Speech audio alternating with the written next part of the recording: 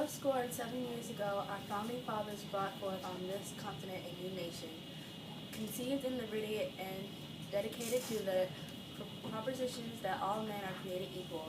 Now we are engaged in a great civil war, testing whether that nation or any nation so conceived and so dedicated can longer endure.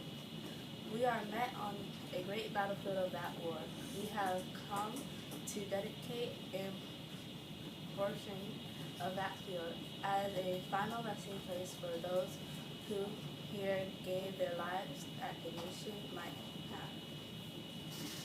It is altogether fitting and proper that we should do this, but as a larger sense, we cannot dedicate, we cannot consecrate, we cannot hollow this ground. The brave men living and dead who struggled here have consecrated it, far above our poor power to add or detract. The world will little note or no longer remember what we say here, but it can never forget what we did here.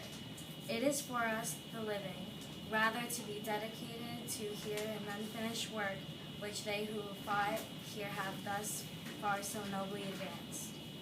It is rather for us to be here dedicated to the great task remaining before us, that from these honored dead we can take increased still devotion to that cause for which they have gave lastful measures of devotion, that we here highly resolved that these dead shall not have died in vain, that this nation under God shall have new birth of freedom, and the government of the people, by the people, for the people, shall not perish from this earth.